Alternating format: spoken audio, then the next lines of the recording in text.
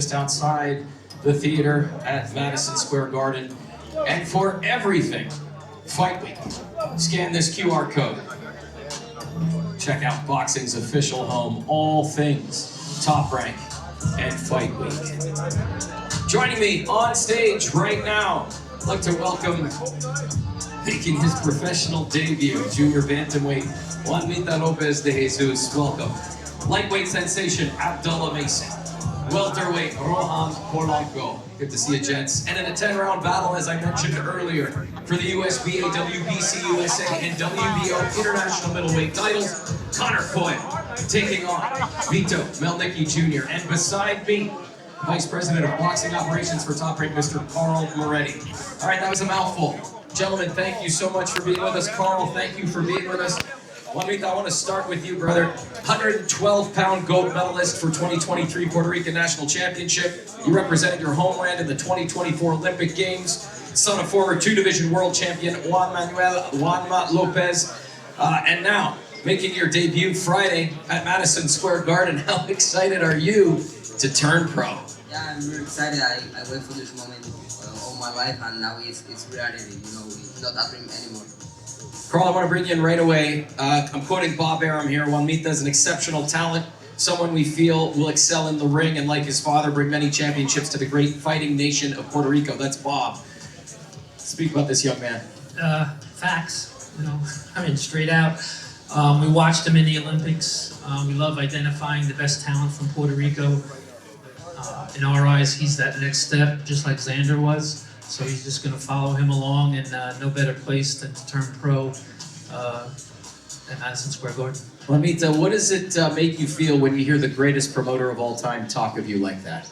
I think it's everybody wants this opportunity, you know, and now I got the opportunity to show the people what I have, you know, what I bring to the table. So I want to make my people of Puerto Rico proud. So Friday night, I get to show what I have. Is it business as usual, or does it feel a little different that this is a professional fight week? First one for you. Is it a little different? Yeah, it's different, you know. I never have this type of attention, you know, so it's crazy for me. I'm very excited. Carl, you've been around a lot of young fighters who have made their professional debut. What do you expect Friday night for this young man? Well, first of all, it's damas y caballeros, you know, El San Juan, all that stuff for him. I expect him to just continue what we saw in the Olympics, that he's actually probably going to be a better pro than Olympian because of his style. I don't expect him to, you know, freeze up because of the lights, because he's been before. He knows what he wants. And this is just a start, and obviously we'll see him back here in June as well. Juanita, welcome to Top Rank. Welcome to professional boxing. We're excited to see you on Valentine's Day at Madison Square Garden. Congratulations. Thank you. Abdullah Mason, right next door, 16-0, 14 knockouts. The last time we saw you, it was November, Norfolk, Virginia, second round knockout.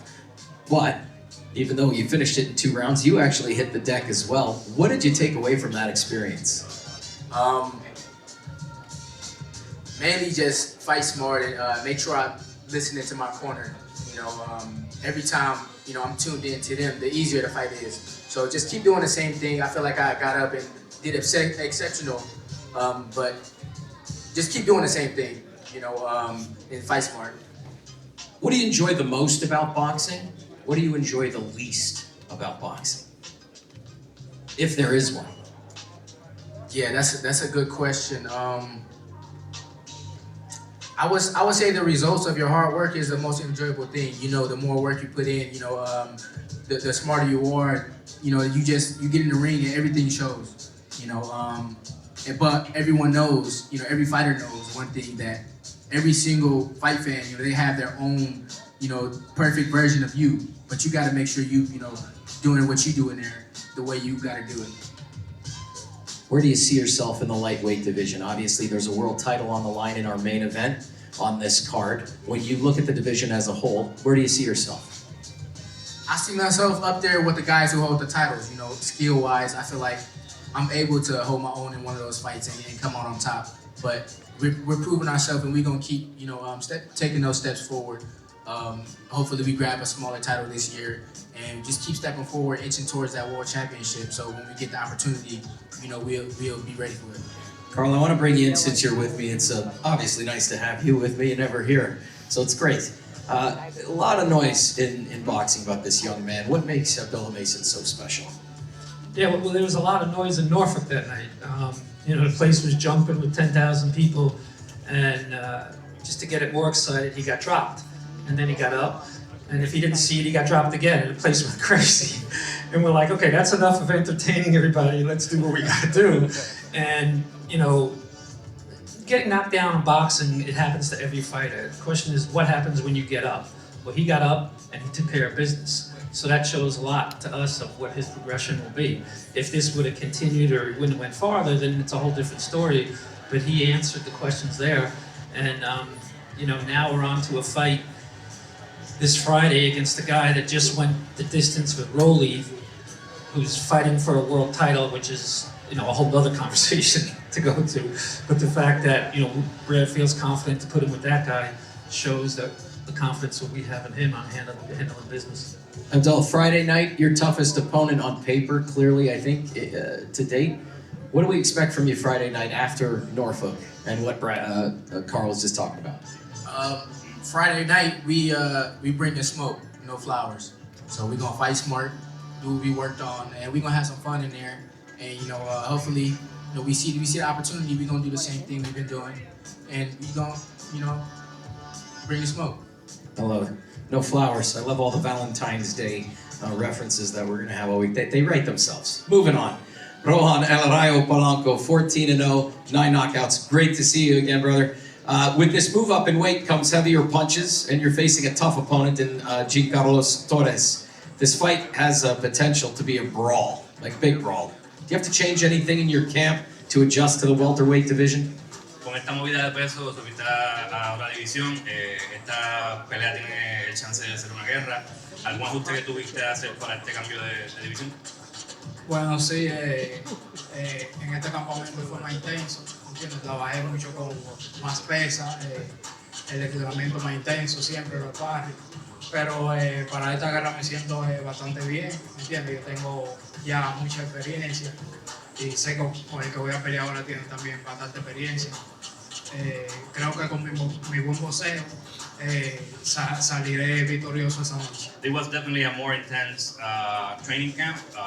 Also, I work a lot more on strength and conditioning. I know that my opponent has a lot of experience, but I also have a lot of experience, so that's going to be important in this fight. Thank you, Gardy. What's it like working with Hector Bermudez in camp? ¿Cómo es trabajar con estos Bermúdez en el campamento?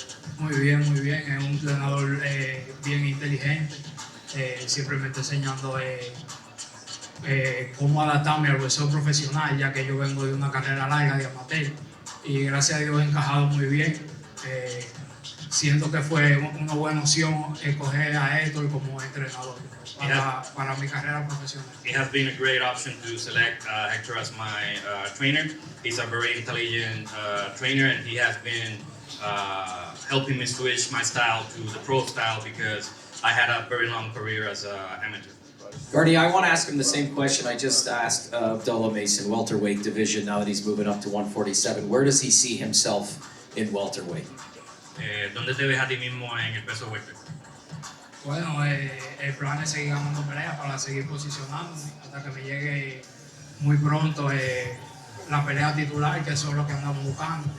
The plan is to keep winning, to keep, getting ranked higher until the title opportunity gets to me. That's what we're working for. Carl, I want to bring you in here. Rowan's a special fighter. Well, we think he's a special fighter. We hope he's a special fighter.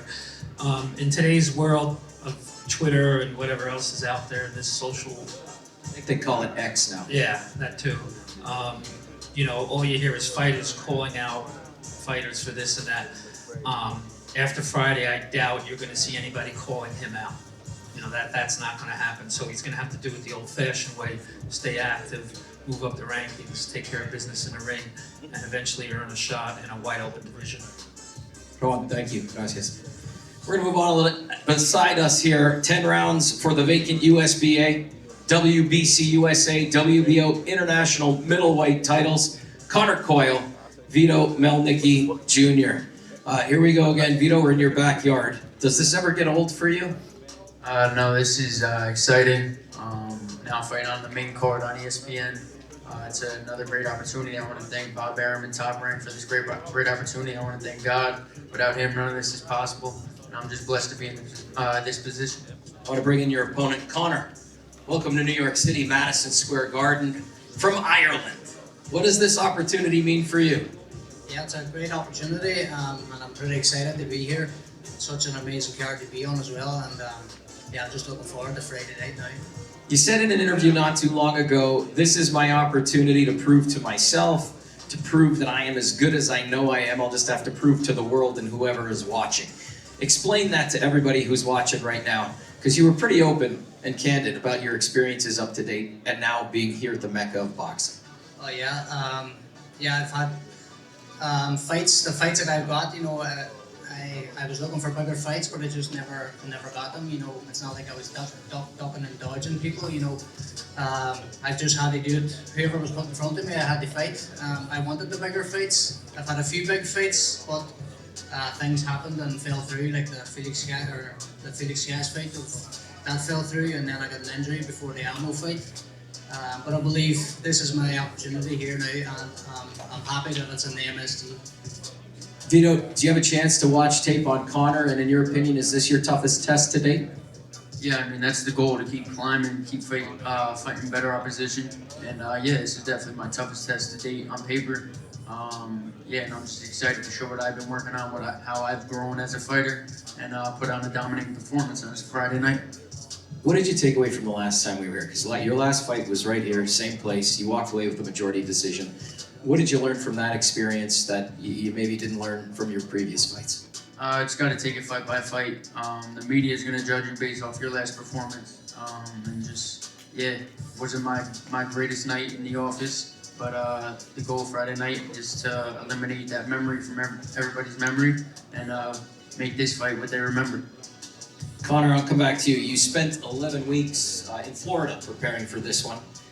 Are you in the best shape of your career right now? Will we see the best version of Conor Friday night? 100%, yeah. I was 12 weeks in total away from my 3 kids and my family. That was the toughest camp I've been through, physically and mentally. I've had the best of the sparring, and you know, this is my opportunity now to grab it with both hands. So I put every blood, sweat, and tears into this 12 weeks away from my kids, and I'm going to show it on Friday night. Carl, we've got 3 title fights on the card Friday night. You know, we're here at Madison Square Garden. This fight has potential to steal the show as well. Like, this card is stacked. Well, a couple things. First, he's not in his backyard. When we're in our backyard, we're in Jersey. All right, so Let's start with that. we did give him a Rangers. Exactly.